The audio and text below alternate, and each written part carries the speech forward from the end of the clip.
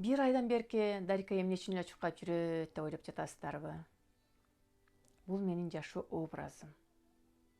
Спорт. Спортсуз менин жашоом болбойт. Буну бир ай башта, 5 жыл башта, 10 жыл башта баштаган жокмун. Буну мен 3 жашымда баштадым. Дайректен ушунчалык көп суроолор келди. Сиздердин сурооңуздарга карап туруп, түз эфирде ошол темалар боюнча мен сиздерге жооп беремин. Пандемия учуру, депрессия кирип кеттик, төрөттөн кийин аябай семирип кеттим. Мен деген 30дан ашып калдым, сизге окшоп, шпагат кылсам болобу, чуркасам болобу, гимнастика кылсам болобу. Психология боюнча, ар түрдүү оорулар боюнча кантип аракташым керек, депрессиядамын, белим ооруп жатат деген сыяктуу. Бир айым жазыптыр мага. Жашым 30дан өтүп калды. Сизге окшоп шпагатка тура аламбы, көпүрөгө турсам болобу, жолдору барбы депчи. Билесиздерби? Менин окуучуларым 65 жаштан жогору дагы окуучуларым бар.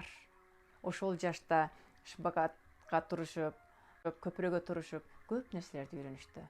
Жакында дагы йога боюнча терапевт жана тренерлик дипломасын алып жатат. Эч убакта жашыңарга такалып калбагыла. Жаш балдар эмне үчүн өнүгөт? Аларда эч кандай турмуштун кайгысы жок. Аларда оюн болсо, күлкү болсо, анан кыялданып эле алар өнүгө беришет да. Эмне үчүн биздин айымдарда, мырзаларда менде грыжа бар, белим ооруп жатат дейсиздер? Эмне үчүн? Заматта жатасыздар, заматта турасыздар да. Бул туура эмес. Туурасы кандай болот? Мына силердин эме болушуңар. Мындай бир туруп, мындай жатуу бул туура эмес. Жаткан учурубузда мындай кылып жатабыз.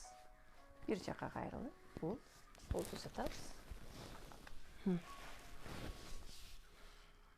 Кааласаңыз оңго, кааласаңыз солго.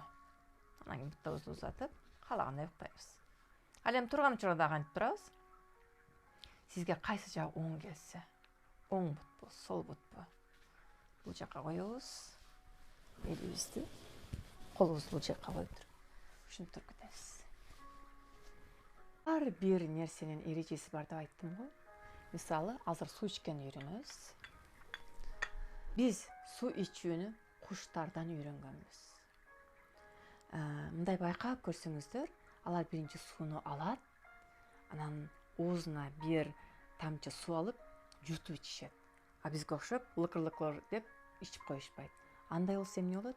Эч убакта денебиз сууланбайт. Бөйрөктү гана кыйнап коебуз. Эч кандай органдарга пайдалуу болбой туруп эле кайра тышкарыга чыгып кетет.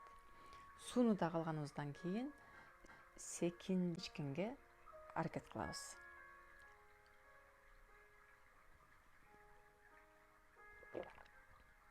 Burada bir kuşlarda görсеңиздер bir gırt деген bir үн чыгат го, ошону кылышыбыз керек да.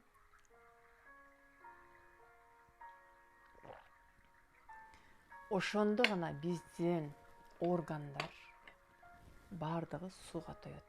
Кыргызда сонун сөз бар го, чучугума чейин жетти деп. Ошондо сиздер суусабайсыздар. Мырзалар, айымдар, көрүп атасыздар. Биз көбүнчө жерде отурабыз. Мына мен отурушума караңыздар. Омуртка деген түп-түз болуш керек да. Минтип отурдум. Ушинтип эле отурганыбызда уже мээбиз жерди карады, депрессионго кирдик биз. Омурткалардын баардыгы бузулду. Анан мен дене тили адиси болгон үчүн дагы, бул өзүнө ишенүү жок экен, бунун бир кайгысы бар экен, өтө эле бүгүн оор күн жашаптыр деп ойлойм да. Азыр ушул эки отуруунун пайдасын өзүңүздөр көрүңүздөрчү. Мына ушинтип отурдум. Экинчи отурганыма карап көрүңүз. Мына көрдүңүздөр. Бир ак куз сыяктуу болуп көрүндүк. Омурткаларыбыз түп-түз. Бир адамга бир энергия келет, мындай. Өзүмө ишенем, ар кандай нерсени кылам. Назик, сулуу, ак куз сыяктуу көрүнөбүз да. Отуруунун айырмалары.